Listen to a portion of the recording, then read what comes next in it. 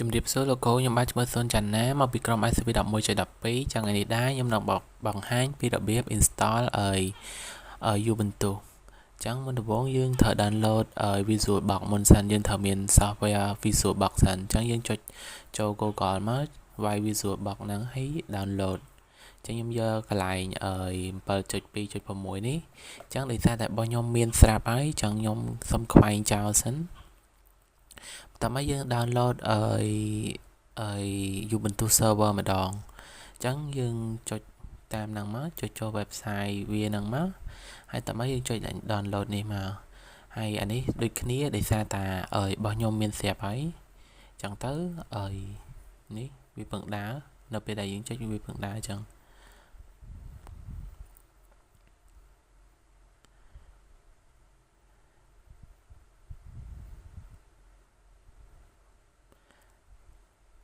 ចឹងដោយសារតែរបស់ខ្ញុំlạiនឹងមានស្រាប់ហើយចឹងទៅខ្ញុំសុំខ្វែងចោល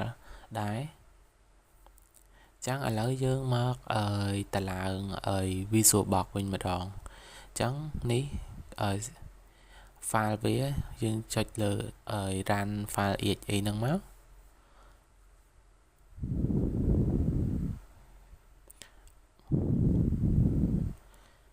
បន្ទាប់មកកន្លែងនេះយើងចុចយក next បន្ទាប់មកយើង tick I accept បន្ទាប់មកយើងចុចយក next បន្ទាប់មកយើង next ទៀតកន្លែងហ្នឹងយើងអត់ត្រូវការដូរអីទេតើមកយើងយក yes ហើយយើងយក yes ទៀតមកហើយកន្លែងនេះអត់មានដូរអីទេយើង next តើមក install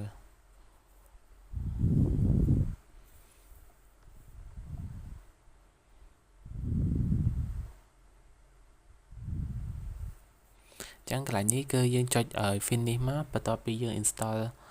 software ហ្នឹងហើយវានឹង load ផ្ទាំងនេះមកមួយ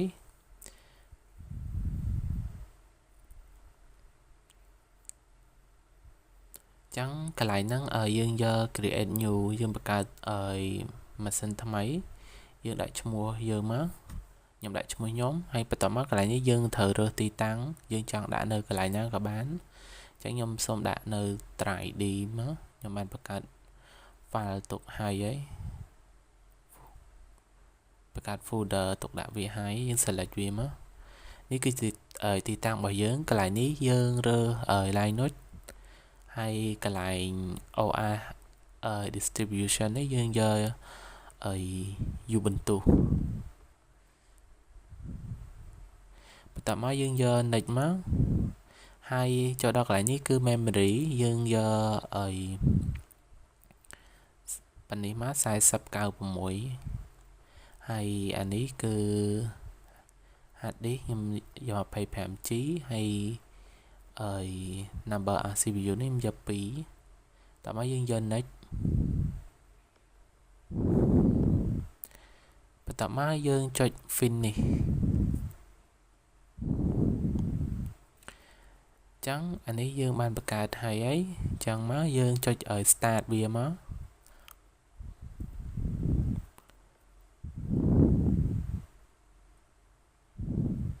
នេះគឺឲ្យយើងរងចាំវាបន្តិចសិនឲ្យវាដើរបន្តិចសិន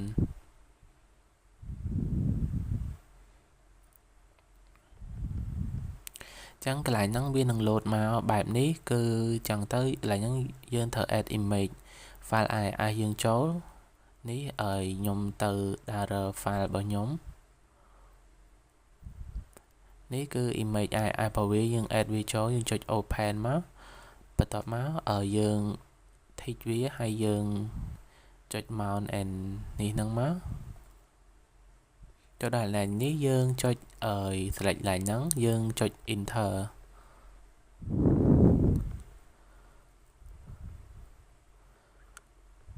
ហើយនេះទុកឲ្យវាដើរបន្តិចសិនមក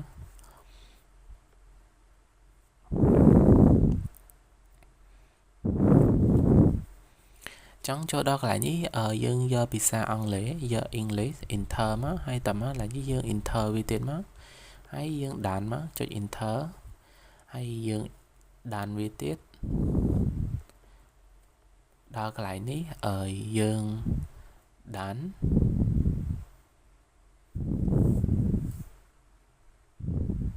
ហើយកន្លែងនេះយើង skip វាចឹងយើងអត់តន់ដាក់អីទេយើងចុចដានទៀតចឹងទៅយើងត្រូវរងចាំវាបន្តិចសិន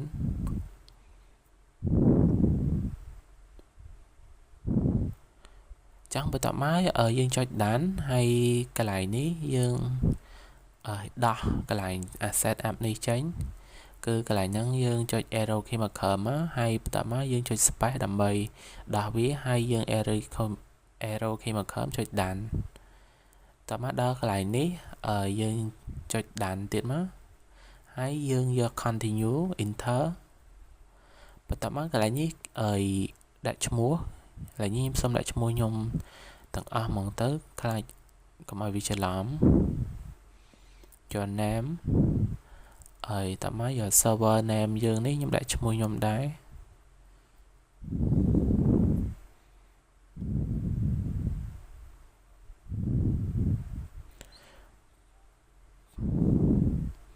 បន្ទាប់មកដល់pick username ខ្ញុំសូមដាក់ឈ្មោះដូចគ្នាទាំងអស់ដាក់ឈ្មោះខ្ញុំហើយបន្ទាប់មកយើងដាក់លេខកូដយើងដាក់ password ដែលយើងងាយចាំមកដាក់ឲ្យលើនឹងក្រោមគឺយើងត្រូវដាក់ឲ្យដូចគ្នាបន្ទាប់មកយើងយកដានបន្ទាប់មកកន្លែងនេះយើងយក continue បន្ទាប់មកកន្លែងនេះយើងtake វាយើងចុច space វាកន្លែងហ្នឹងមកបន្ទាប់មកយើង arrow key មកក្រោមយកដានតមកនេះយើងចុច arrow key មកក្រោមរហូតយកដាន enter ហើយយើងរងចាំវាបន្តិចសិន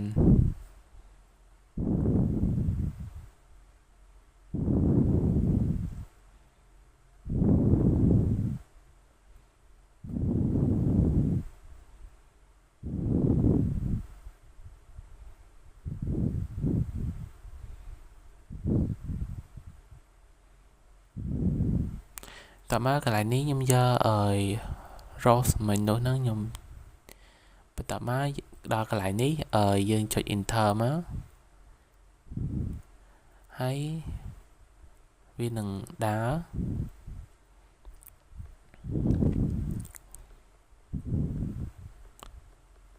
ចឹងកន្លែងហ្នឹងគឺយើងត្រូវចាំវានឹងដើររឿងយូរដែរតមកខ្ញុំ skip ដល់កន្លែងនេះហ្មងយើងវាឲ្យយើងបញ្ចូលuser យើងដាក់ឈ្មោះខ្ញុំដាក់ឈ្មោះខ្ញុំហ្មងមកហើយ password ដែលយើងដាក់មិញនោះបន្ទាប់មកបើយើងវាយត្រូវហើយវានឹង load បែបនេះតមកយើងវាយ comment មួយចំនួន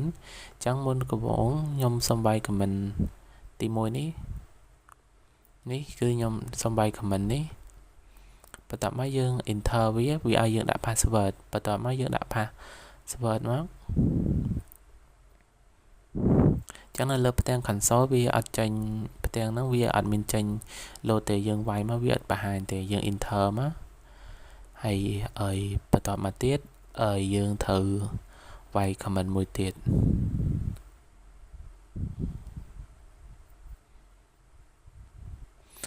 តែ comment មួយនេះដាក់ password ដែរខ្ញុំច្រឡំឡើយនេះ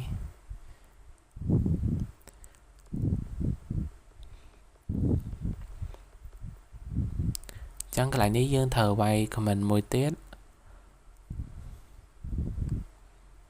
នេះខ្ញុំ skip មកហ្មងតែកន្លែងនេះerror ដោយសារអីកន្លែងនេះខ្ញុំវាយ comment ហ្នឹងវាអត់ដើរចឹងទៅដូរ comment វិញចឹងទៅខ្ញុំវាយcomment sudo apt update តមកឡើយនេះយើងចាំឲ្យវាដើរបន្តិចសិន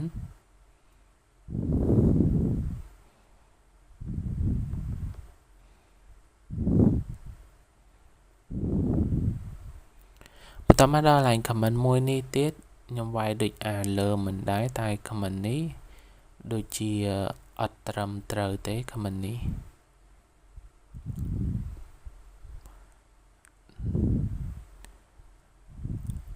កន្លែងនេះខ្ញុំវាយច្រឡំ line comment នេះអញ្ចឹងទៅវា error ដូចមិញ chẳng tới là nhưបន្ទាប់ពីយើងវាយ comment update មិញនោះយើងវាយ sudo apt update ហើយយើងវាយ sudo apt upgrade ដកវាយម្ដងដោយសារមុនហ្នឹងខ្ញុំវាយច្រឡំអញ្ចឹងទៅ error អញ្ចឹងវានឹង upgrade ឲ្យយើងហើយអញ្ចឹងកន្លែងនេះយើងត្រូវនៅចាំវារឿងយូរបន្តិចដែរវានឹងដើរ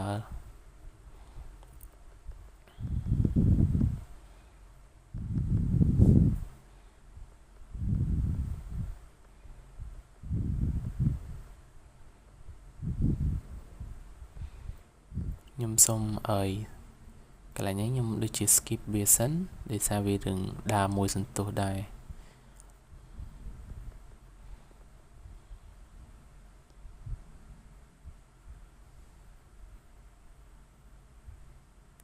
ហ្នឹងហើយបន្ទាប់ពីវាដើរពេញហើយវាចូលកន្លែងនេះហើយយើងវាយ tab ចុច OK ហ្នឹងមកហើយតមកវានឹងដើរប៉ុណ្ណឹងអ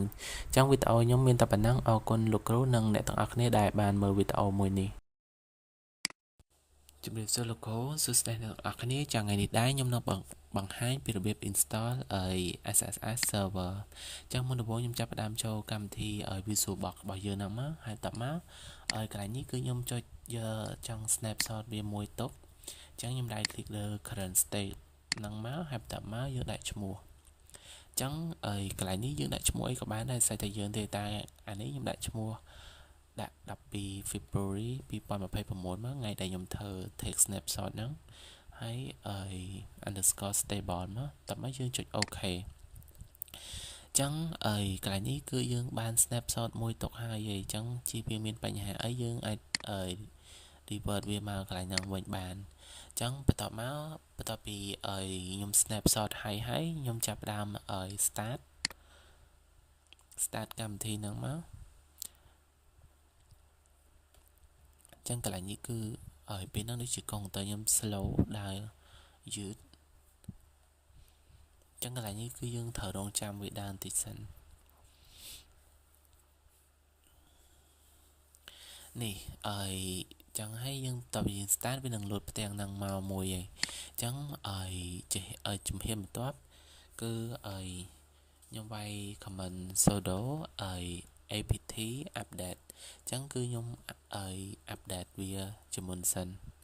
តើមកកន្លែងហ្នឹងគឺយើងត្រូវដាក់ password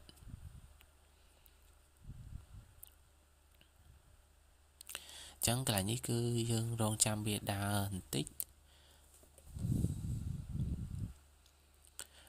update នោះវានឹង load ឃើញយើងឃើញ12 pancake can be upgrade ចឹងកន្លែងនេះយើងអាច run វាយ comment apt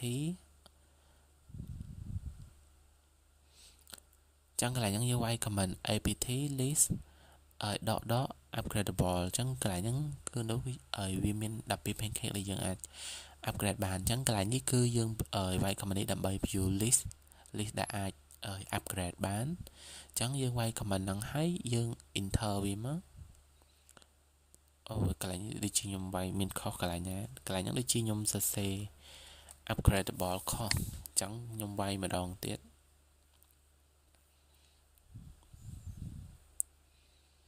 ចឹងកន្លែងនេះគឺវា load មកហើយអីដែលយើង upgrade បានគឺមាន12 pancake ចឹងមកបន្ទាប់មកយើងវាយcomment sudo apt update ដើម្បី update pancake ហ្នឹងយើងវាយ sudo apt update ហ្នឹងមកចឹងកន្លែងនេះវានៅសល់ទៀត12 pancake can be upgrade ចឹងយើងវាយ sudo apt upgrade អាហ្នឹងដើម្បី upgrade pancake ហ្នឹង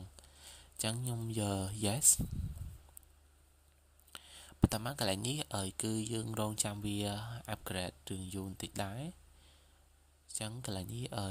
គឺវាដំណើរការរហូតដល់100%ពិសេស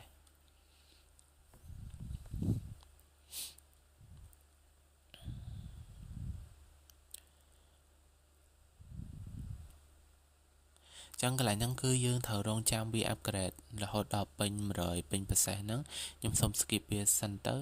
បន្ទាប់មកពីយើង upgrade ហើយគឺខ្ញុំបាន clear ចោល clear comment លើហើយឥឡូវយើងចាប់ផ្ដើម start ជាមួយនឹង comment ថ្មីយើងsudo update វាម្ដងទៀត កន្លែងនេះខ្ញុំដូចជាវាយខខ្ញុំវាយម្ដងទៀត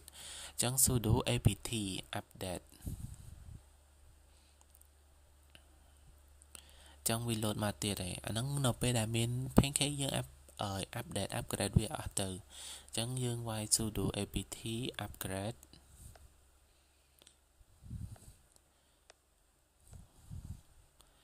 ចឹងអាហ្នឹងគឺខ្ញុំសូម update វាឲ្យអស់ទៅហើយបន្ទាប់ពីខ្ញុំ update ហើយជាហ៊ានបន្ទាប់ខ្ញុំ clear វាសិនហ្នឹងហើយបន្ទាប់មកយើងចូលកន្លែង setting នេះម្ដងគឺយើងចូលហ្នឹងដើម្បីចូលកន្លែង network ហ្នឹងគឺយើងដើម្បីអាច connect interface network របស់យើងហ្នឹងចូលពីខាងក្នុងចេញមកខាងក្រៅបានអញ្ចឹងកន្លែងហ្នឹងយើងរើស line attach to ហ្នឹងខ្ញុំរើសយក bridge adapter ហើយ line name ហ្នឹងគឺយើងយក wireless របស់យើងបន្ទាប់មកយើងចុចOK ហើយកន្លែង name ហ្នឹងគឺឈ្មោះ wireless របស់យើងហ្នឹងខ្ញុំភ្ជាប់មួយ Wi-Fi អញ្ចឹងទៅឥឡូវយើងដល់ដំណាក់កាលបន្ទាប់គឺយើងចូលដល់ផ្ទាំងមិញនឹងដែរមកហើយយើងវាយIPA ដើម្បីមើល IP របស់យើងកន្លែងហ្នឹងវាមាន IP របស់យើងអញ្ចឹងបន្ទាប់មកខ្ញុំវាយ HMI ដើម្បីមើលឈ្មោះ user ហើយនឹងវាយ PWD ដើម្បីមើលថាតើយើងឈរលើ directory មួយណាអញ្ចឹងនោះអញ្ចឹងជាហ៊ានបន្ទាប់គឺខ្ញុំចាប់ផ្ដើមធ្វើការជាមួយនឹង SSH ដើម្បីអាច connect VMware ចូលខាងក្នុងវាបានអញ្ចឹងមុនដំបូងគឺយើងចូលឡើងផ្ទាំងយើងអណ្ដើរហ្នឹងមកហើយកន្លែងនេះខ្ញុំសូមបើកដើម្បីងាយស្រួលមើល comment ទី1នោះគឺ comment សម្រាប់install Open SSH របស់យើងហ្នឹងអញ្ចឹងយើងវាយ comment ទី1គឺដើម្បី install វា sudo apt install open SSH ដល់server អញ្ចឹងយើង enter កន្លែងហ្នឹងគឺយើងត្រូវគឺវាត្រូវឲ្យយើងបញ្ចូល password របស់យើងហ្នឹងមកបន្ទាប់មកយើងបាន install វាហើយអញ្ចឹងបន្ទាប់មកទៀតគឺយើងចូល comment ទី2គឺ comment ទី2ហ្នឹងគឺយើងឆែកមើល status របស់វាថាតើវាactive ឬក៏អត់អញ្ចឹងយើងវាយ comment sudo systemctl status ssh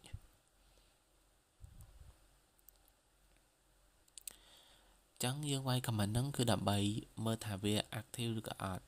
អញ្ចឹងខ្ញុំវាយឲ្យខ្ញុំ enter មកនោះគឺអាពណ៌ខៀវនោះពណ៌បៃតងនោះគឺវា active running ហើយអញ្ចឹងបន្ទាប់មកយើងចូលដល់ comment ទី3 comment ទី3ហ្នឹងគឺដើម្បី allow វា sudo u ចឹងកន្លែងនេះគឺខ្ញុំវាយខុសខ្ញុំដាក់ usw ក៏ពិតខ្ញុំសរសេរឡើងនោះខុសក៏ពិតកន្លែងហ្នឹងគឺ uf ខ្ញុំបានដូរវិញ usw sudo usw allow ssh ចឹងយើងវាយ comment ហ្នឹងគឺដើម្បី allow បន្ទាប់មកយើងចូលដល់ជាហ៊ានបន្ទាប់គឺ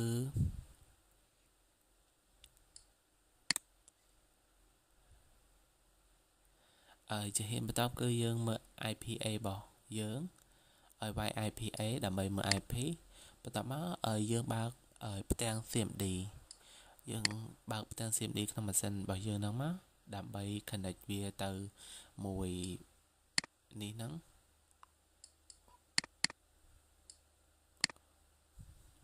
ចឹងកន្លែងនេះខ្ញុំរឿង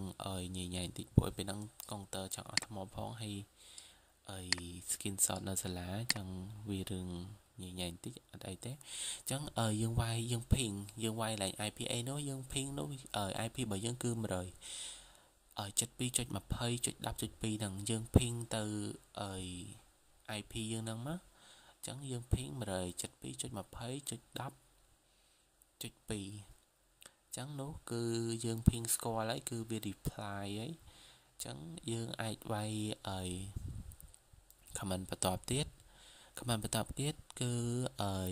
យើងចាប់ផ្ដើម connect វា connect SSH ហ្នឹងចឹងយើងវាយ comment SSH យើងដាក់ឈ្មោះ user របស់យើង add កន្លែងហ្នឹងគឺដាក់ IP យើងមិនហ្នឹងមក 172.20.10.2 បន្ទាប់មកយើង enter ហើយវាសួរយើងអញ្ចឹងកន្លែងនេះយើងយក yes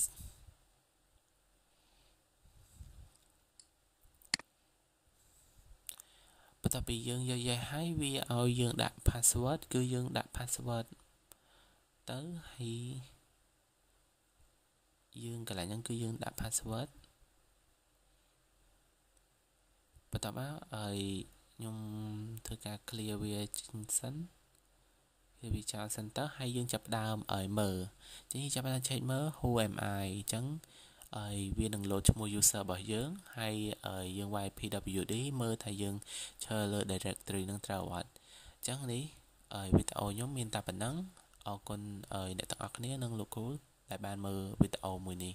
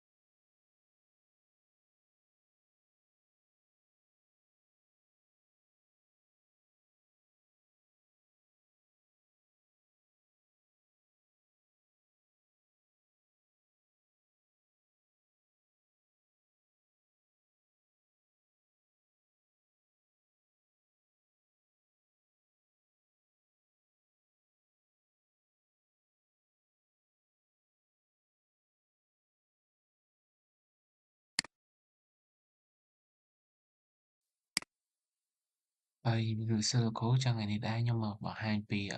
foundation command មួយចំនួនដែលទាក់ទងទៅនឹង SSH របស់យើងនេះចឹងមុនដំបូងនេះគឺខ្ញុំping ទៅលើping IP ជាមួយនឹងកម្មវិធីVirtualBox របស់យើងនេះចឹងខ្ញុំ ping ពីក្នុងម៉ាស៊ីនពិតរបស់ខ្ញុំទៅ ping ឲ្យវាស្គាល់គ្នាហើយគឺខ្ញុំចាប់ផ្ដើមconnect SSH របស់យើងហ្នឹងចឹងនេះខ្ញុំវាយ SSH ខ្ញុំដាក់ឈ្មោះuser របស់ខ្ញុំហ្នឹង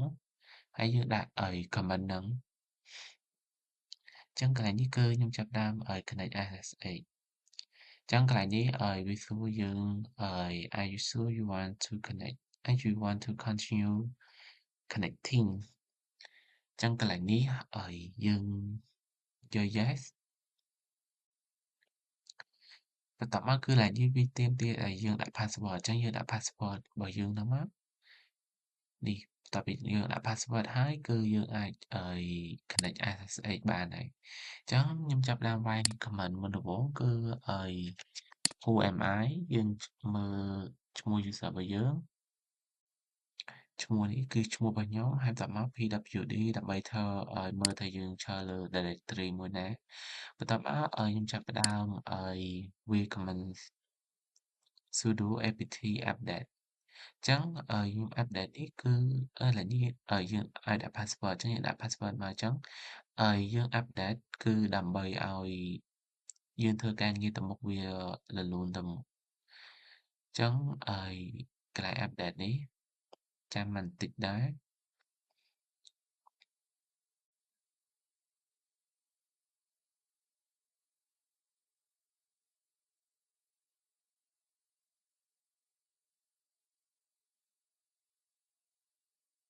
ចឹងអានេះគឺយើងមើលឃើញនោះគឺ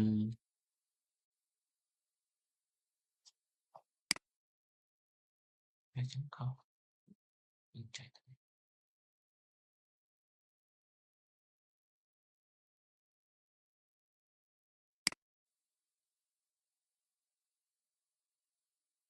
ចឹងហើយនេះដែរខ្ញុំនឹងមកបង្ហាញពីfoundation command មួយចំនួនចឹងមុនដំបូងនេះគឺខ្ញុំនឹងping ទៅ IP ជាមួយនឹងកម្មវិធី Visual Box របស់យើងនេះគឺជា IP របស់ខ្ញុំហ្នឹងខ្ញុំ ping វាដើម្បីមើលថាតើវាស្គាល់អត់ចឹងបើ ping ស្គាល់យើងអាចconnect SSH បានហើយចឹងកន្លែងនេះគឺបើខ្ញុំ ping ស្គាល់ហើយខ្ញុំចាប់ផ្ដើមconnect SSH យើងវាយ command sudo វាយ command SSH ហើយយើងដាក់user របស់យើងនិង IP ហ្នឹងមកបន្ទាប់មកយើង enter មកគឺអានេះគឺយើង connect SSH ហ្នឹងចឹងបន្ទាប់ពីយើងវាយហើយគេសួរថា are you sure you want to continue connecting ចឹងកន្លែងហ្នឹងគេឲ្យយើងរើស yes ហើយនិង no កន្លែងនេះគឺយើងយក yes បន្ទាប់មកកន្លែងហ្នឹងគឺគេឲ្យយើងដាក់ password អញ្ចឹងកន្លែងនេះគឺយើងមិនឃើញទេយើងវាយ password យើងមកបើយើងវាយត្រូវវានឹង load បានជាប់connect បានកន្លែងនេះមុនដំបូងគឺcomment មុនដំបូងគឺយើងវាយមើល who am I មើលថាតើយើងជានរណាអញ្ចឹងអានេះមើល user យើងហ្នឹងអញ្ចឹងអានេះឈ្មោះខ្ញុំហើយយើងវាយ pwd នេះគឺដើម្បីមើលថាតើយើងឈរលើ directory មួយណាអញ្ចឹងទៅចាំបន្ទាប់មកគឺយើងវាយ command sudo apt update យើងធ្វើការ update ធ្វើការ update ទៅវាច្រើនវាងាយស្រួលនៅពេលដែលយើងធ្វើការងារទៅមុខទៀតទៅវា smooth វារលូនអីចឹងទៅអញ្ចឹងយើងវាយ sudo apt update វានឹង load ចាំមួយសន្ទុះដែរ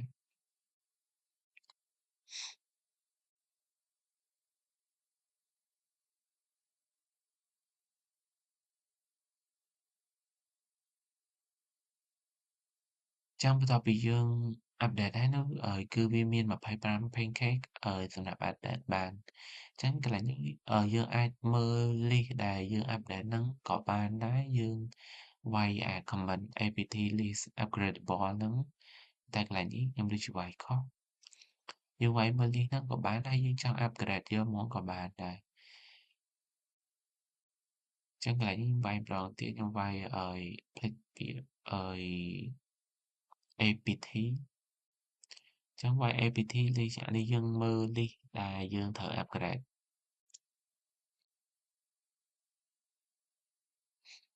ចឹងវានឹងបង្ហាញជាលីសឲ្យយើងមើលនេះគឺវាមានច្រើនដែរតើមកគឺយើងអាច upgrade យកត្មងទៅចឹងកន្លែងនេះយើងវាយឲ្យ sudo apt upgrade ចឹងហើយកន្លែងនេះដូចជាយើងយក yes ហ្នឹងហើយចឹង upgrade គឺបើវាមានច្រើន pancake គឺ upgrade នឹងយូរដែរចឹងកន្លែងនេះខ្ញុំដូចជារឿង update យូរដែរ upgrade យូរដែរ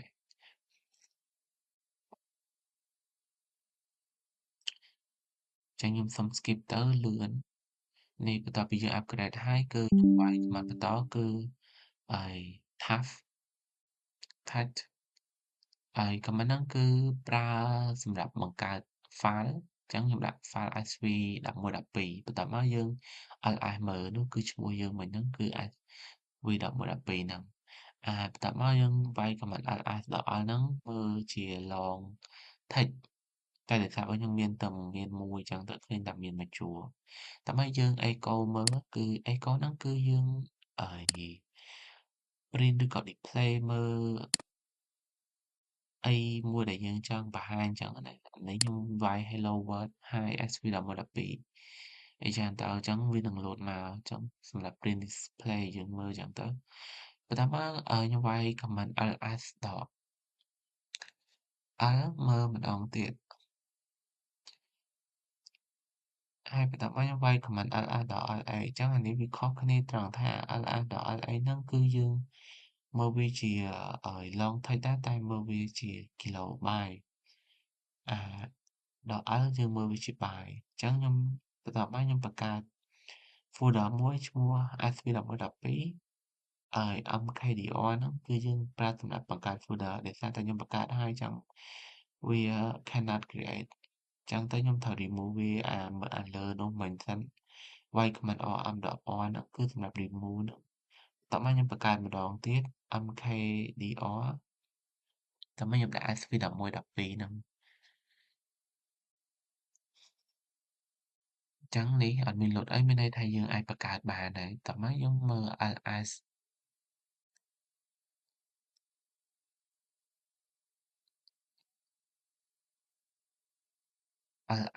ដល់ lh ចឹងអានេះគឺនេះគឺវាមើលជាគីឡូបាយចឹងវីដេអូខ្ញុំមានតែប៉ុណ្ណឹង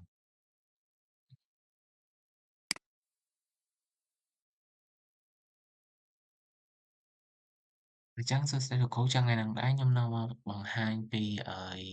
ការ review foundation command មួយចំនួន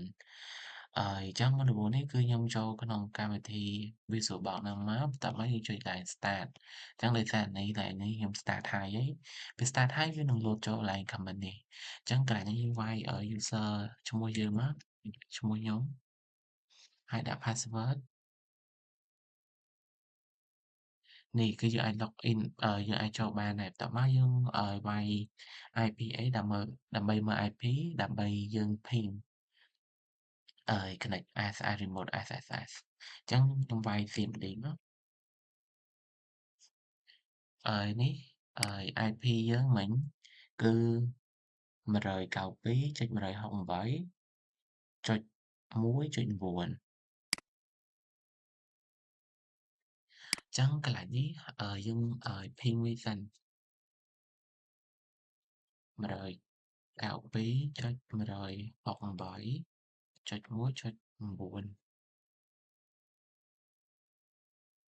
ឹងគឺវា decline ហើយយើង connect SSH យើង SSH យើងវាយឈ្មោះ add យើងវាយឈ្មោះយើងមក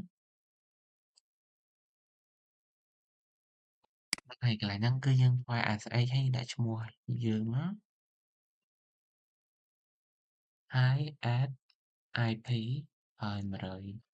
192.168.1.9 9ហើយយើងenter តោះមកយើងចុច yes មកយើងដាក់ password ហ្នឹងហើយអានេះយើងបានអញ្ចឹង comment មុនដំបូងដែលយើងនឹងនិយាយពីថ្ងៃនេះគឺយើងមើលwho am I ថៃuser របស់យើង who am I នេះបន្ទាប់មកយើងមកpwd ដើម្បីមើលថាយើងអឺឈើលើ directory មួយណាអញ្ចឹងនេះគឺខ្ញុំមាន directory ខ្ញុំបន្ទាប់មកយើង ls មើល ls មើលនេះគឺយើង sp 11 12អញ្ចឹងខ្ញុំបានមាន file ហ្នឹងហើយឥឡូវបើយើងចង់មើល ls ជា long ls.l នេះអញ្ចឹងបើយើងចង់មើលមួយ ls មួយជាមាន detail យើង ls.la អាហ្នឹងយើងមើលជាគីឡូយើងមើលវានេះអានេះវាមានគីឡូអានេះវាជាបាយទេអញ្ចឹងបន្ទាប់មកគឺខ្ញុំនឹងបង្កើត file មួយហើយ .ts as sv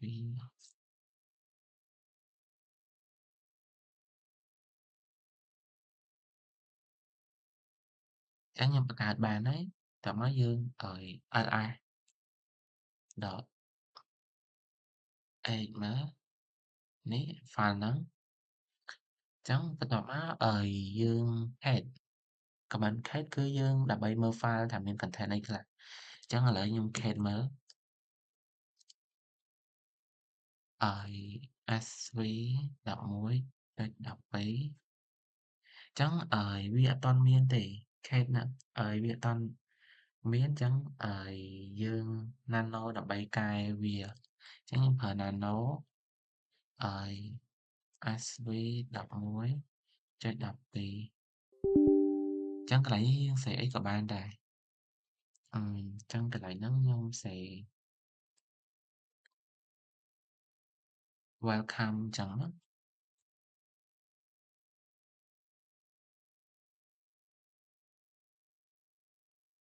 តើមកយើង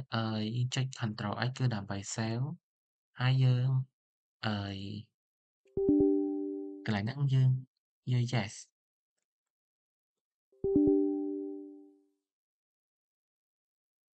y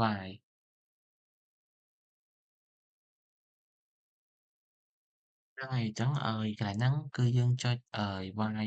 ហើយយើង enter អញ្ចឹងគឺវា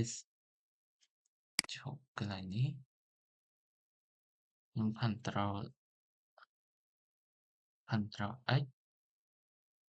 យក y ហើយ enter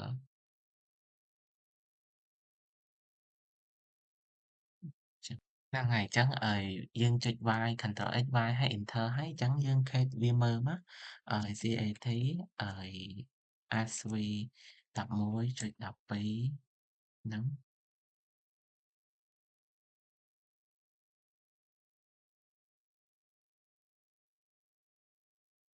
Head ASV 11 is a directory អញ្ចឹងបន្តមកទៀតខ្ញុំនិយាយពី command echo ហ្មងទៅដើម្បីមើលនេះយើង hello អញ្ចឹងទៅ command echo គឺយើង print មើលទេអាហ្នឹង hello អញ្ចឹងទៅហើយយើង ls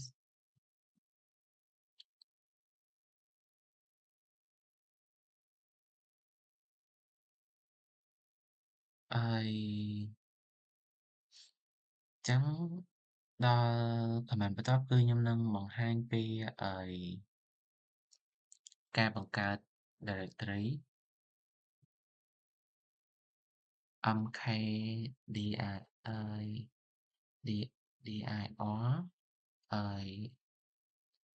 sv 11.12អញ្ចឹងអានេះគឺ cannot create directory exists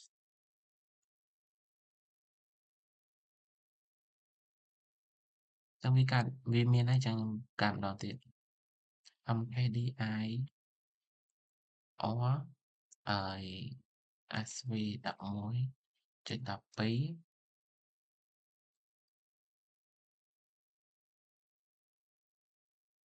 folder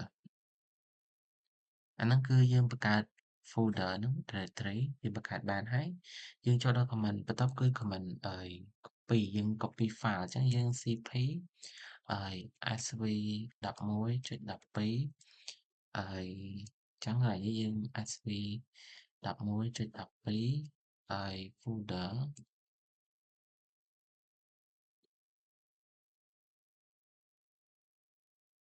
ហើយ slash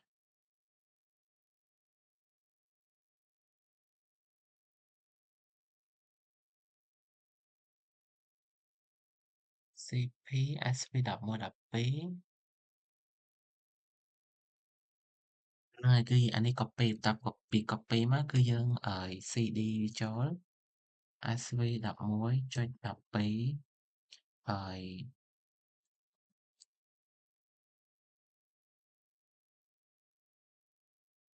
folder តើមកយើង ls មើល sv11.12 បន្ទាប់មកយើងអាចដូរឈ្មោះយើងអាចដាក់mv sv11.12 sv11.12 file យើងអាចដាក់ទៅជា file មកយើង ls ដល់ lx បន្ទាប់មកយើងអាចលុប file ហ្នឹងបានគឺយើងអាច rm sv11.12 file ហ្នឹងបានលុបហើយគឺយើងឥឡូវ ls មើលនេះគឺយើងលុបហើយបន្ទាប់មកយើងអាច tab យើងអាចបង្កើតវិញបាន tab sv11.12 ដល់ខ្ញុំបង្កើត txt ls មើលបានអញ្ចឹងយើងអាចលុបវាតែមានយើងអាច cache វាយើងអាច nano វាបាន nano sv11.12.txt hello Ctrl X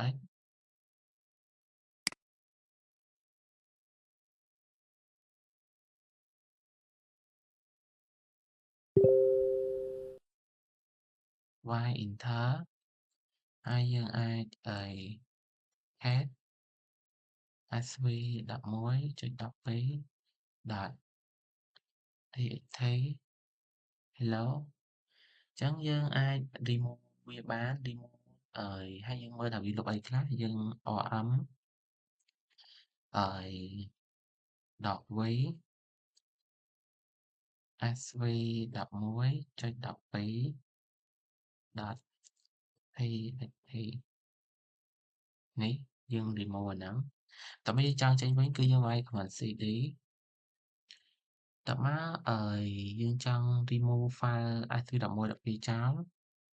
យើងអាច remove បាន rm sv11.12 នេះប្រើសម្រាប់ remove file ត remove directory វិញយើងវាយ rm dir sv11.12 folder អាហ្នឹងគឺ remove directory slash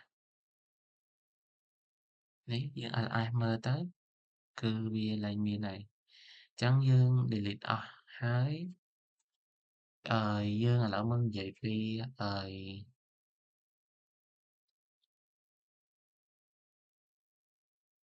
យើងនឹងមកនិយាយពីការ remove ហើយគឺ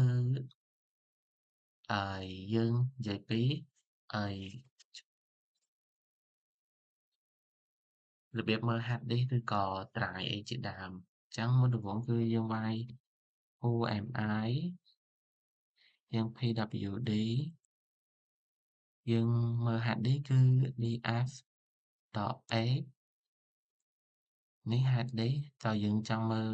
memory យើងវាយ 3.8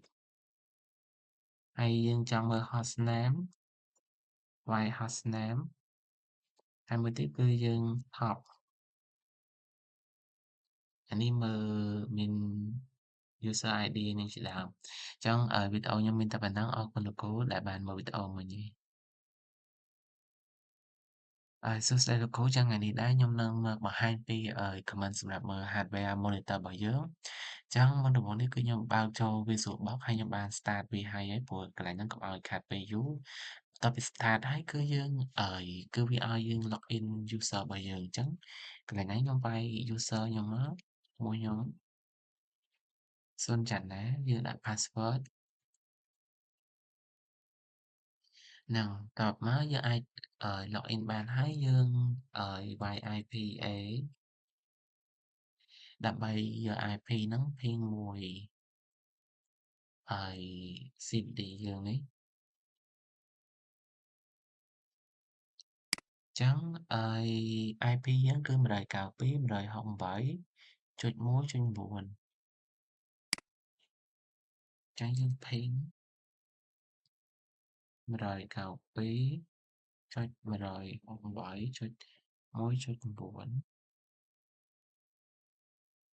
ចឹងគឺយើងអាច ping បានហើយគឺឥឡូវយើងចាប់ផ្ដើមremote ជាមួយនឹងSSH ចឹងយើងវាយ SSH យើងវាយ user របស់យើងហើយយើង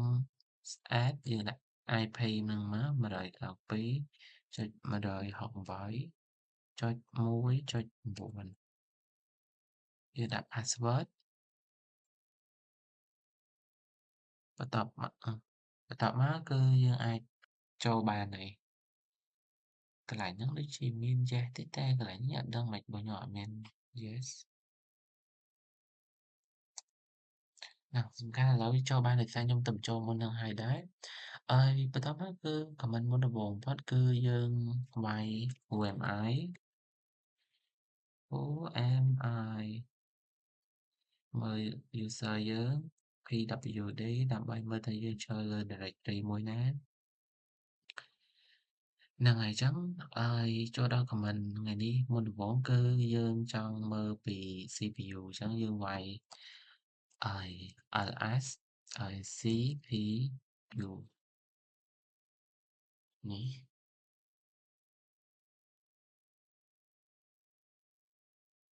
ls CPU នេះសម្រាប់មើល CPU វាមាន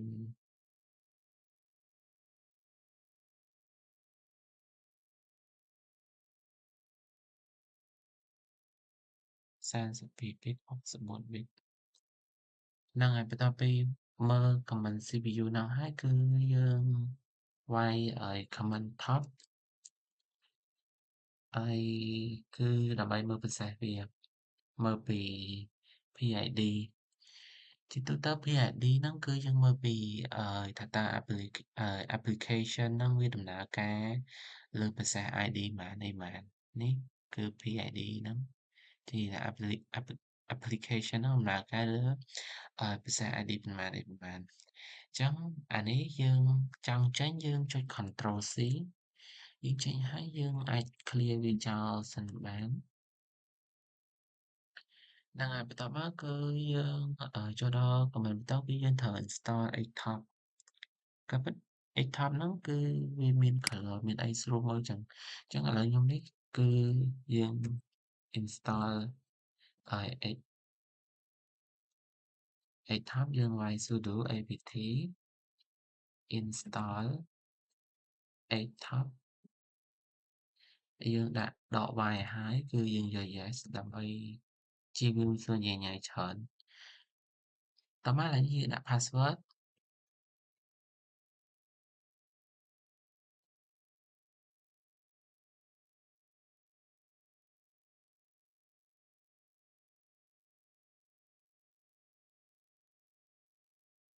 អញ្ចឹង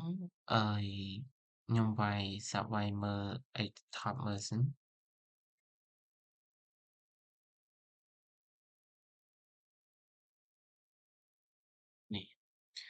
ដល់ពេលយើង install បានហើយគឺយើងអាចវាយមើលបានគឺអានេះមានពណ៌មានអីស្រួលមើលអានេះយើងអាចមើលពី memory នេះគឺmemory 3.8G ដែលយើងប្រើអស់230មេហើយនេះ swap យើងមាន3.82G ដែរហើយយើងអត់ទាន់ប្រើអស់បានទេអញ្ចឹងបន្ទាប់ពីយើងមើលវាហើយយើង Ctrl C សិនមកយើងអាចមក desktop ហ្នឹងហើយគឺយើងចូលដល់ command បន្ទាប់យើងវាយមើលពីហើយ memory free .h គួរបញ្ជាក់ដែរបើថាយើងវាយ free គឺវាញ៉ៃញ៉ៃវាមិនមែនញ៉ៃញ៉ៃតែឃើញយើងមើលកន្លែងនេះយើងមើលជាបាយគឺវាតន្តែមានច្រើនអញ្ចឹងទៅយើងអាចនឹងវាយ free .h គឺវាគិតជា G total G swap 3.8G ចឹងយើងស៊ូមមើលអានេះគឺ total 3.8G ហើយវាប្រើប្រាស់អស់229មេចឹងយើងចង់ស៊ូមមើលកន្លែងនេះគឺវាដូចញ៉ៃញ៉ៃតិចចឹងដូចគ្នាដែរយើងអាចមើលឲ្យ hard disk ដែរ hard disk គឺយើង DF ចឹងមកកន្លែងនេះគឺវាហើយគិតជាមេដែរគិតជាបាយចឹងយើងបាក់មើលវាញ៉ៃញ៉ៃយើងអាចគិតមើលវាជា kilobyte យើងឲ្យ df.8 ហ្នឹង392មេ use 1.1មេហ្នឹងអានេះមើលឲ្យ hard disk ចឹងចូលដល់ command បន្ទាប់គឺយើងវាយ command ls blk command ហ្នឹងគឺយើងសម្រាប់ list វាចេញមើលទាំងអស់ហ្នឹងហើយបន្ទាប់ពី command ហ្នឹងហើយគឺយើងចូលដល់ command បន្ទាប់គឺយើងនៅពេលដែលយើងចង់បិទចោលកម្មវិធីណាមួយចឹងទៅឥឡូវនេះខ្ញុំវាយ ATOP សិន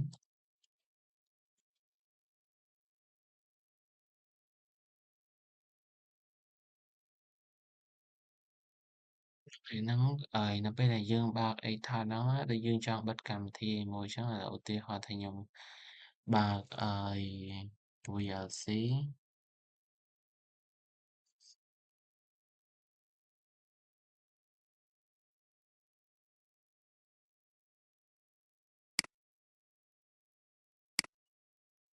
កន្លែងហ្នឹង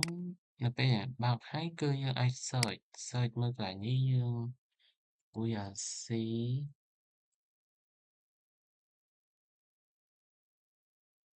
ប៉ុន្តែខ្ញុំអត់ដឹងថាកន្លែងនេះមិនដែលបានPID user នេះគឺយើង load រហូតដែរអញ្ចឹងនៅពេលដែលយើងយើង Control V សិន Control C នៅពេលដែលយើងចង់បិទគឺយើងប្រើ command kill ដក9ហើយយើងដាក់PID មិញដែលយើង search មិញហ្នឹងមកយើងអាចដាក់វាចូលយើងវាយចូលទៅឧទាហរណ៍ ID ប៉ុន្មានយើងដាក់កន្លែងហ្នឹងចូលមកយើង enter គឺយើងអាចបិទបានហើយអញ្ចឹងដោយសារតែមិញហ្នឹងគឺខ្ញុំអត់ដឹងថាមិនដែលបានវា load PID ហ្នឹងអញ្ចឹងវីដេអូខ្ញុំមានតែប៉ុណ្ណឹងហើយក៏អរគុណអ្នកទាំងអស់គ្នានិងលោកគ្រូដែលបានមើលវីដេអូមួយនេះសួស្តីលោកគ្រូចឹងថ្ងៃនេះដែរខ្ញុំនឹងមកបង្ហាញពីcomment ទាក់ទងនឹង compress file ចឹងមុនដំបូងគឺយើងបើក Visual Box ហ្នឹងហើយយើងត្រូវ connect អីសិនយើងបើក Visual Box ហើយយើងត្រូវ start ចឹងដោយសារកុំឲ្យយូរខ្ញុំ start ឲ្យហើយ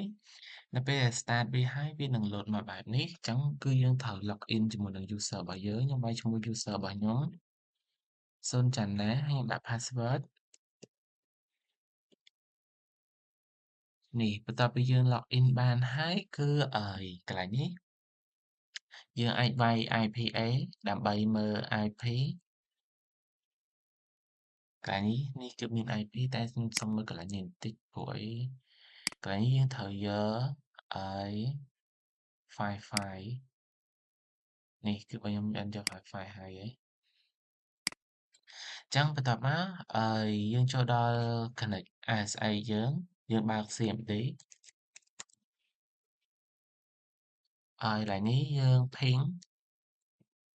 កន្លែង ping ហ្នឹងគឺយើង ping IP មិញនេះដែលយើងនៅ192.168.1.9 ping 192.168.1.9 ចឹងវាស្គាល់ហើយយើងចាប់ផ្ដើម connect ISA ចឹងយើងដាក់ ISA ឈ្មោះ user របស់យើង add ហើយយើងដាក់ IP 192.168.1.9 យើងដាក់ password នេះបន្ទាប់ពីចូលបានកន្លែងហ្នឹងហើយខ្ញុំ clear វាមួយសិនដើម្បីស្រួលមើលអ្វីដែលយើងត្រូវធ្វើបំផុតគឺយើងវាយ comment who am I យើងវាយ pwd តាមមកគឺយើងត្រូវមើល hostname ហ្នឹងហើយអញ្ចឹង comment ចូលមុនដំបូងបំផុតនេះគឺខ្ញុំបាន note ដែរមុនដំបូងបំផុតគឺយើងត្រូវបង្កើត directory បង្កើត nest directory នេះគឺបង្កើតច្រើនអញ្ចឹងយើងខ្ញុំសាក copy ពីនេះ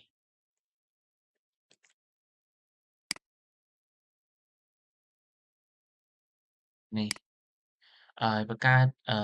nest directory ហ្នឹងគឺយើងវាយ command mkdir.p ហើយអានេះយើងឈ្មោះ directory របស់យើងហ្នឹងខ្ញុំបង្កើត10យើង enter បន្ទាប់មកយើងអាច ls មើលបានឈប់ខ្ញុំមើលសិនហ្នឹងហើយអឺ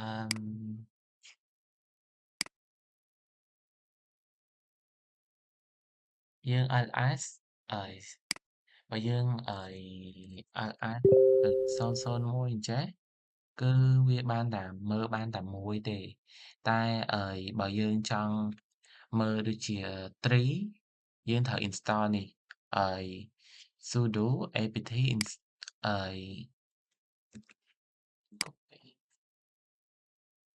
sudo apt install tree.y អាហ្នឹងយើងនៅពេលយើងដក y កុំឲ្យវាសួរច្រើនយើងដាក់ដក y មកហ្នឹងយើងត្រូវ install អាហ្នឹងដាក់ password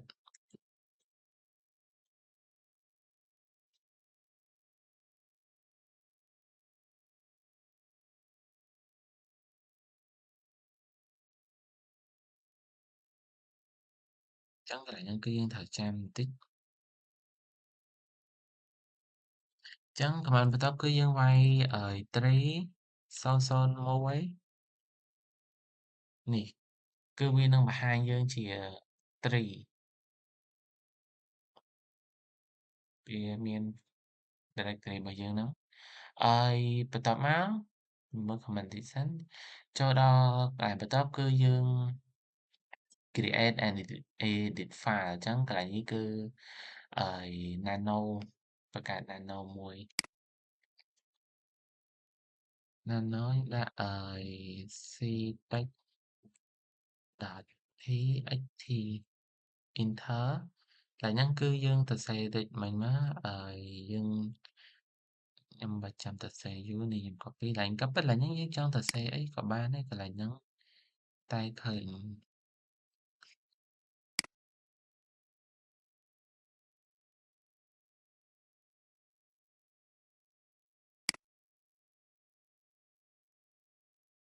កន្លែងហ្នឹងយើងចង់សរសេរមិនក៏បានដែរកន្លែងហ្នឹងតែកន្លែងនេះយើងសេបន្ទាប់ពីយើងសេហើយនេះគឺយើង save ដូចជា Ctrl X ហើយយើងយក Y ឈប់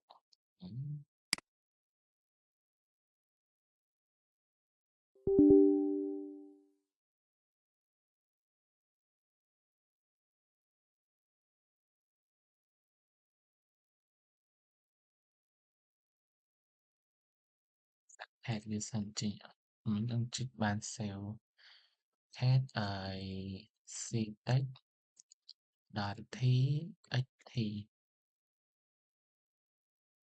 no ខ្ញុំសាកបង្កើតសាមីទៀត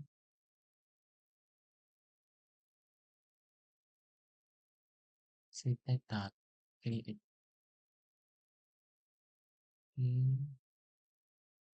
អឺ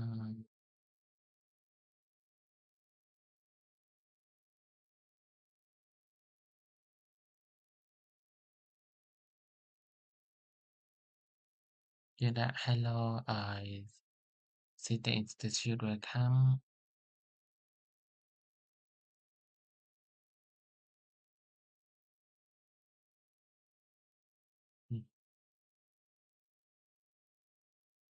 Ctrl X Y Enter តែមកខ្ញុំ paste ctech.txt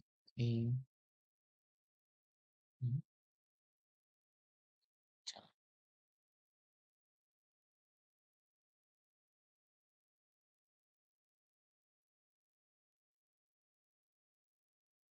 វាវាយឈ្មោះខុស paste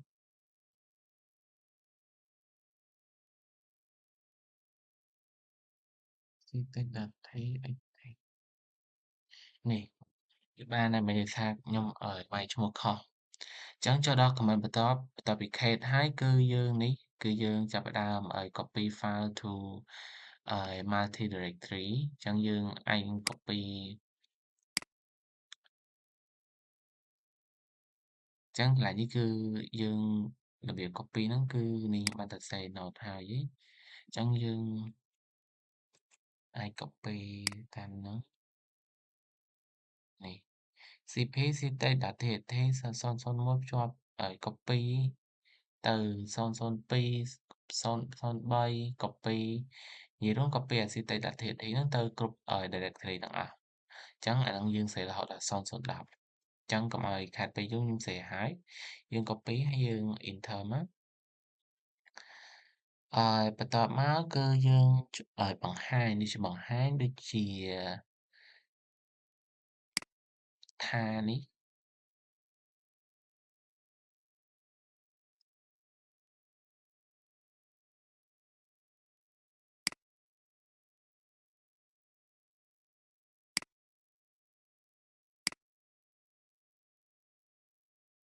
ដល់យើងថាcreate ថា attribute ចឹង command បន្ទាប់គឺ create ថាមួយ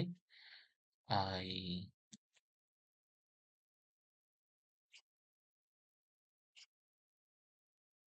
ត្រូវវិញនេះចឹងយើងបានcreate ថាហ្នឹងហើយអានេះខ្ញុំសុំដាក់ឲ្យធំចេះអាចដាក់វាជាមួយនឹង note ព្រោះខ្ញុំស្រួលមើល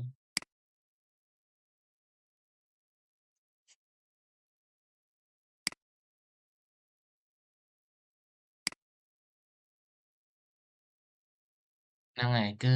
command បន្ទាប់គឺយើង create ថាហើយគឺយើងls មើល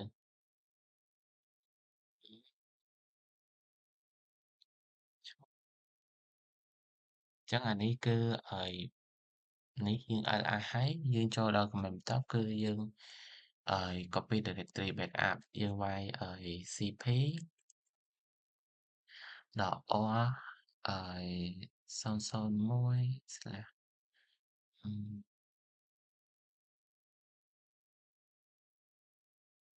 001 _ mac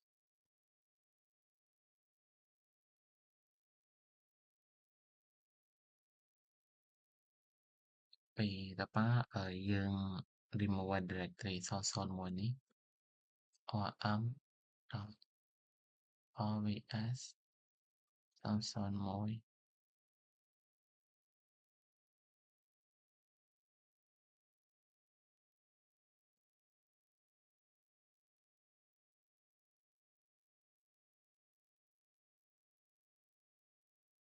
ហើយបន្ទាប់មកយើង ls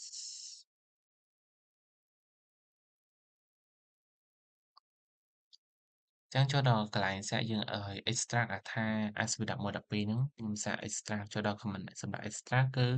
យើងវាយថា đọc x a đọc xvf asv đọc mối chơi đọc bí đọc khá ní dương cửa extract mở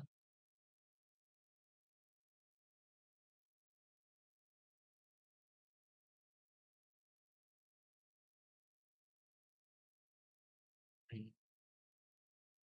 ồ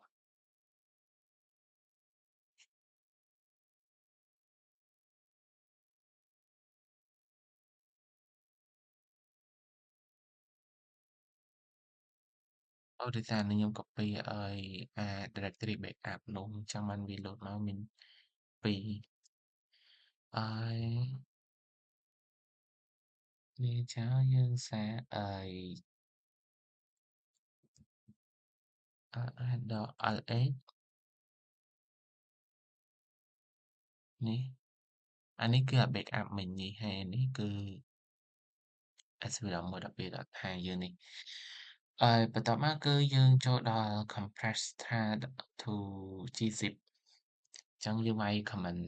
នេះ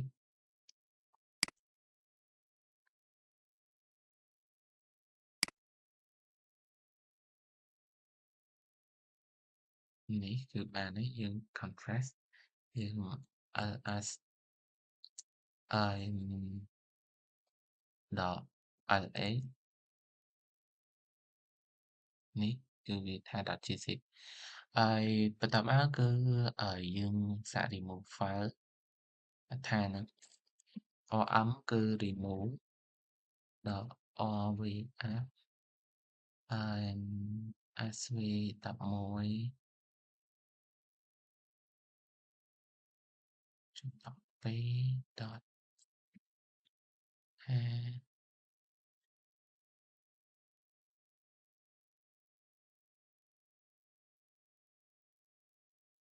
S sau là son mùi bạn chia sẻ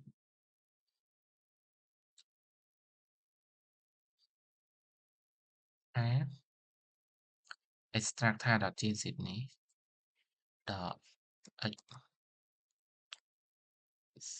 xvf sv11.12 dot i dot gzip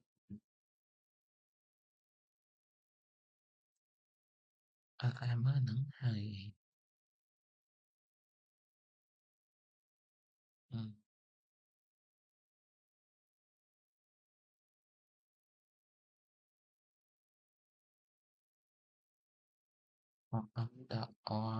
rvf remove file 001នេះមើល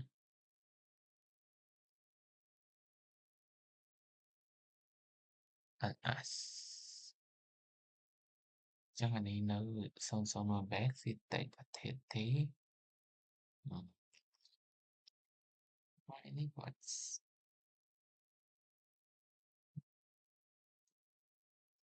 ហើយខមមិនថាដក HVS SV11.12 dot ថា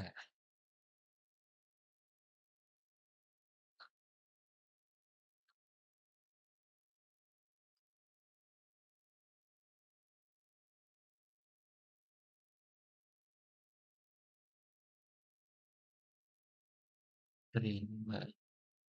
001នេះបន្ទាប់មកយើងម្ដងទៀតអូខេបាទអញ្ចឹងចូលដល់ជំហានបន្ទាប់គឺយើងនិយាយពី zip អញ្ចឹងzip file សម្រាប់ zip file មុនដំបូងគឺយើងត្រូវ download វាសិនយើង download នេះ sudo apt install zip sudo apt install zip យើង install វា យើង install ហើយzip ឈប់ខ្ញុ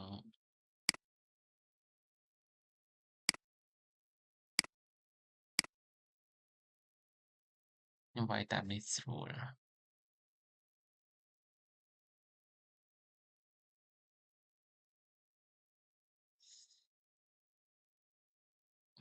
ចឹងតើតើនឹង create zip file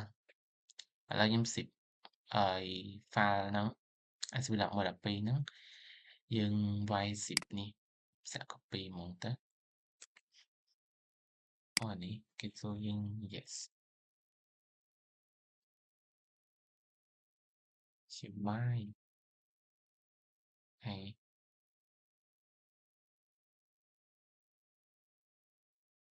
អានេះគឺមានតែ zip file ហើយនិង unzip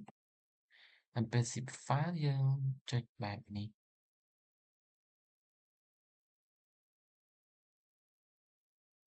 add zip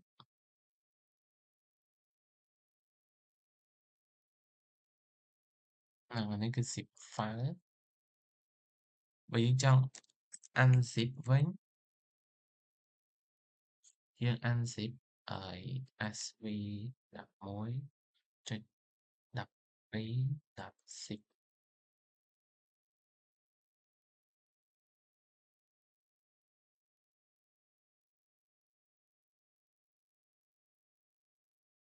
អា sv11.12 replace 001 yes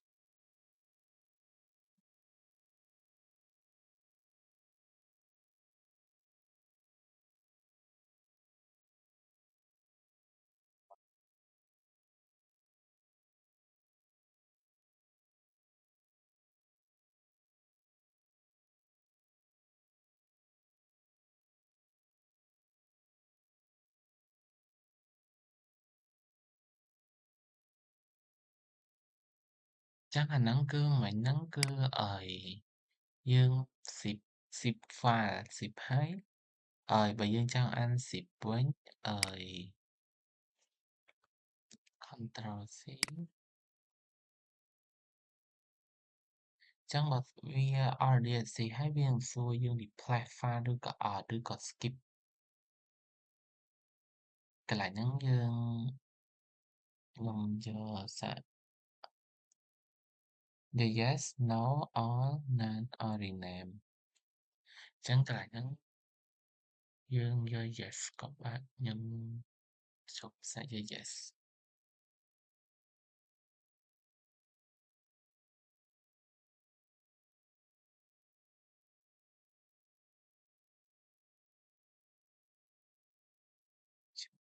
skip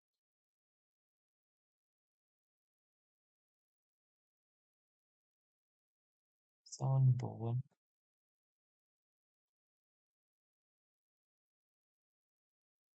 អានេះយើងវាយ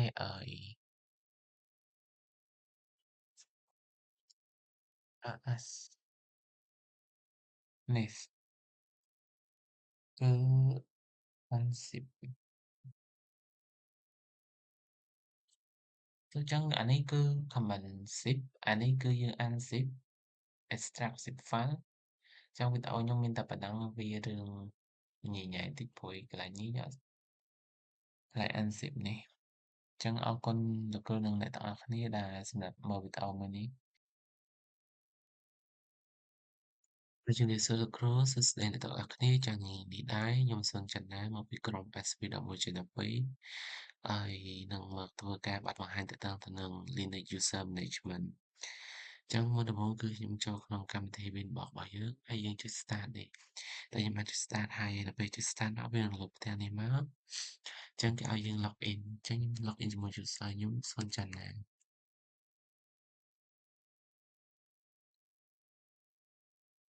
ខ្ញុំបាយអស់ដាក់ password របស់យើងចឹងនេះគឺយើង login បានហើយបន្ទាប់មកយើងវាយ IPA ដើម្បី show IP របស់យើង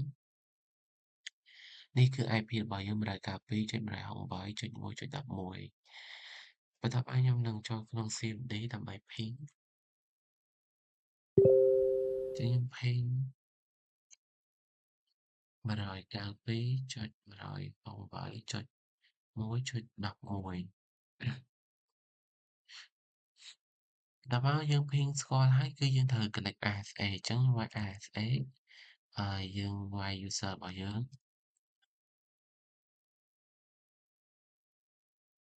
add យើងដាក់ IP របស់យើង 192.168.1.11 យើងដាក់ password របស់យើងហ្នឹងនេះគឺខ្ញុំ log បានហើយអញ្ចឹងជាហ៊ានមុនដំបូងគឺខ្ញុំនឹងធ្វើការadd user អញ្ចឹងអានេះគឺadd user មូលដ្ឋានជំហានទី1នេះអញ្ចឹងខ្ញុំវាយតែមុនដំបូងគឺខ្ញុំវាយhome i សិនមើលតើយើងជាណា pwd ឈរលើ directory ណាហ្នឹងបន្តមកឥឡូវនេះខ្ញុំឈរលើឈ្មោះខ្ញុំនេះអញ្ចឹងមុនដំបូងនេះគឺខ្ញុំនឹងធ្វើការបង្ហាញពីរបៀបadd user អញ្ចឹងមុនដំបូងគឺ command sudo user add ខ្ញុំដាក់ឈ្មោះchannel មួយចុះនេះរបស់ខ្ញុំមាន0 channel ទេខ្ញុំដាក់channel នោះទេបន្តមកយើង enter បន្តមកនេះគឺយើងត្រូវដាក់ password របស់ user នេះ user ដើមរបស់យើង0 channel នេះដាក់ user password នេះបន្តមកខ្ញុំដាក់ password ហើយយើងចង់ដឹងមើលថា user នឹងយើងបង្កើតបាននៅយើងវាយ command pad .clear/etc/passwd នេះគឺ user ខ្ញុំបង្កើតមិញនេះគឺ0 channel នេះID 1006នេះ0 channel អញ្ចឹងនៅពេលដែលយើងបាន user ហ្នឹងហើយឥឡូវខ្ញុំចង់មកបង្ហាញពីរបៀបលុប user ហ្នឹងអញ្ចឹងដើម្បីលុប user ហ្នឹងបានគឺយើងវាយ command sudo userdel ហើយបន្ទាប់មកយើងដាក់ឈ្មោះរបស់យើងហ្នឹង user មួយហ្នឹង0 channel នេះគឺយើងឥឡូវយើងចង់ដឹងគឺយើងវាយ cat/etc/passwd នេះគឺឥឡូវយើងបាត់ហើយមិញគឺ ID មែន ID ជា105មិនសម104ទេអានេះគឺយើងលុបបានហើយ user ហ្នឹងអញ្ចឹងទៅដល់ជំហានបន្ទាប់គឺខ្ញុំនឹងធ្វើការបង្កើតuser directory អញ្ចឹងចំណុចទី3នេះមុនដំបូងគឺខ្ញុំវាយ command sudo user ខ្ញុំសូម clear control Alt ដើម្បីកុំឲ្យវាញ៉ៃអញ្ចឹងខ្ញុំបង្កើតsudo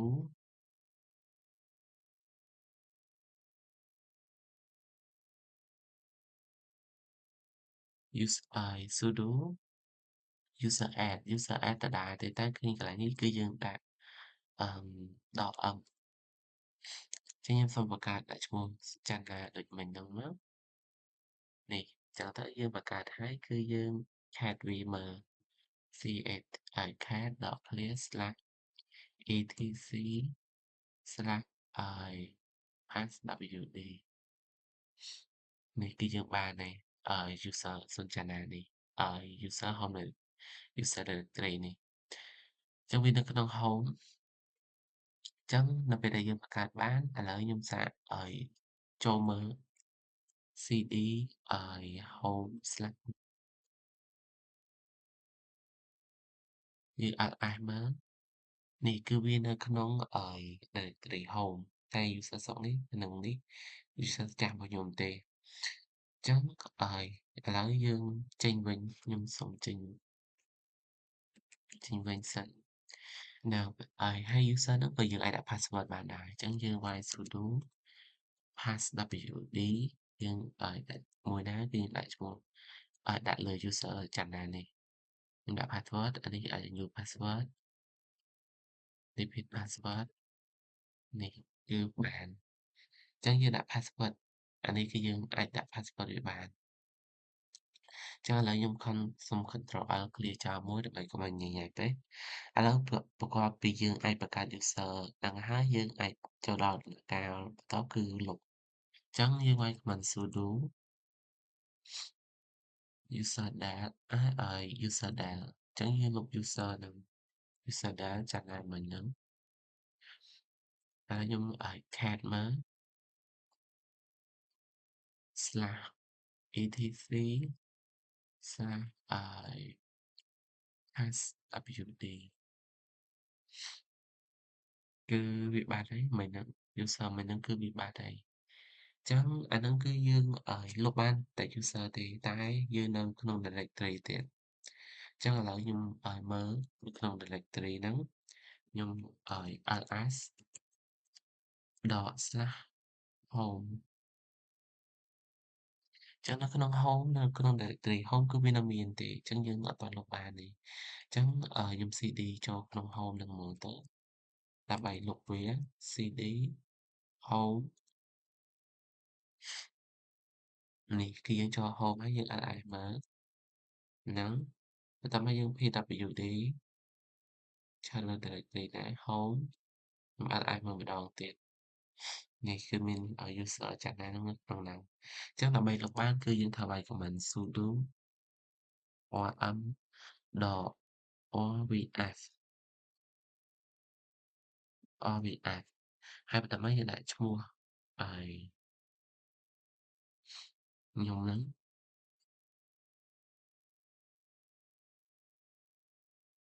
នេះគឺឥឡូវយើង remove បានហើយឥឡូវខ្ញុំអាចមើលចឹងគឺ user ចាណាមិញហ្នឹងគឺលុបហើយហី directory ចាណាហ្នឹងគឺលុបបានហើយឥឡូវខ្ញុំចេញមកវិញខ្ញុំ cd ខ្ញុំសុំ clear ចោលមួយមកចឹងចូលដល់ចំណុចបន្ទាប់នឹងនិយាយពីចំណុចទី4គឺ create cell to user ចឹងអាហ្នឹងដើម្បីបញ្ជាក់ cell ចឹងខ្ញុំមុនដំបូងគឺខ្ញុំសុំបង្កើត sudo user add ឥឡូវនេះគឺយើងដាក់ .m ហើយ .s ហើយយើង /bin/ bas basa បន្ទាប់មកយើងដាក់ឈ្មោះខ្ញុំសុំដាក់ឈ្មោះឲ្យAdele ចាត់ណានេះបន្ទាប់មកពេលយើងបង្កើតហើយយើង create មើល cat/etc/passwd នេះគឺបានហើយចាត់ណានេះមិញហើយបន្ទាប់មកពេលយើងបង្កើតបានគឺចូលដល់ពេលបន្ទាប់គឺយើងនិយាយពីរបៀបលុបចឹងដើម្បីលុបបានគឺយើងវាយ sudo userdel userdel ហើយដាក់ឈ្មោះ user យើងហ្នឹងចឹងយើងលុបខ្ញុំ cat មើល etc/ គឺថាបានលុបបាត់ហើយតែដូចអាមិញហ្នឹងចឹងគឺលុបបានតែ user ទេតែយើងអត់ទាន់បានលុបនៅក្នុង directory វាទេអញ្ចឹងយើងអាចក្នុង home មើល ls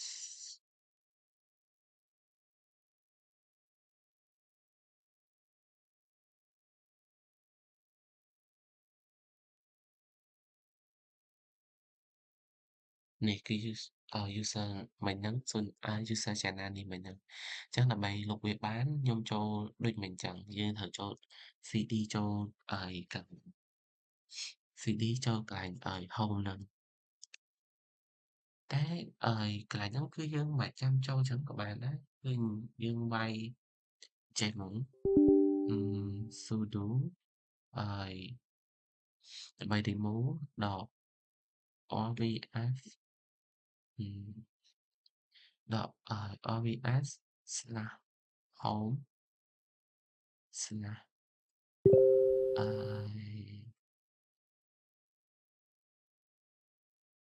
sudo .rvs/home/ user យើងនេះដើម្បីខ្ញុំអាចមើល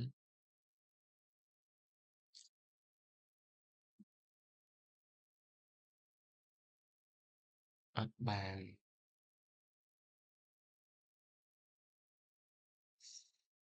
ចឹងឥឡូវខ្ញុំសាកចូលនៅក្នុង Home នឹងសិន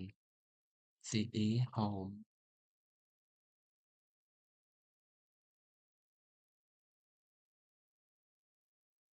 ខ្ញុំចូល Home ហើយខ្ញុំវាយ command ហ្នឹង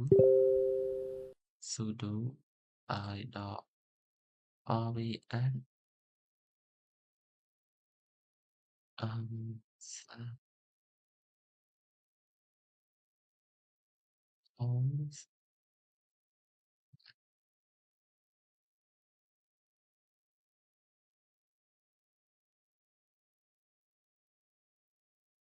ចុះបាយទីសាកន្លែងនេះមិញខ្ញុំដាក់ភ្លេចដាក់ rm ឥឡូវខ្ញុំសាកម្ដងទៀត sudo rm dot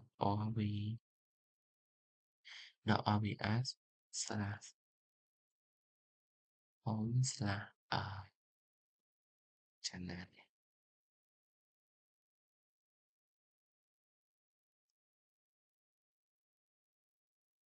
ចេញសិនហើយខ្ញុំសាកម្ដងទៀត sudo rm dot rvs slash home slash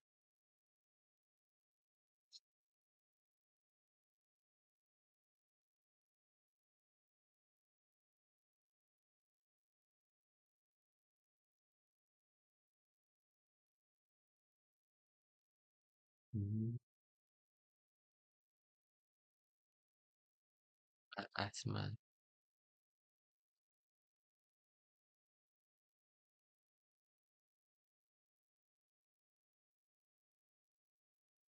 ចឹងខ្ញុំសាកម្ដងទៀត sudo rm dot rvs ខ្ញុំដក clear home slash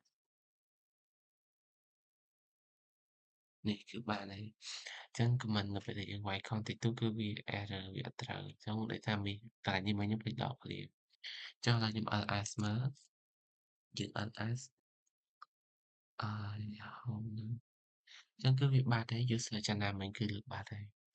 ចឹងចូលដល់ចំណុចទី5គឺខ្ញុំនឹងនិយាយពីរបៀប add user តែកន្លែង comment នេះគឺស្រួលចឹង add user នេះគឺស្រួលយើងវាយគាត់ទៅ sudo យើង add user ហើយយើងដាក់ឈ្មោះដាក់ឈ្មោះ channel ហ្នឹងដដែលនេះ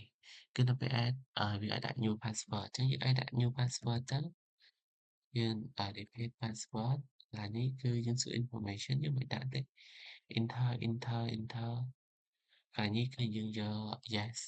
ចុចអក្សរ Y ទៅគឺវាបានហើយ user ហ្នឹងចឹងបង្កើតបានចឹងយើងត្រូវធ្វើមើលមិនឃើញចឹងខ្ញុំអាចpass ដាក់នេះគឺឈ្មោះ user វិញគឺយើងបង្កើតបានហើយ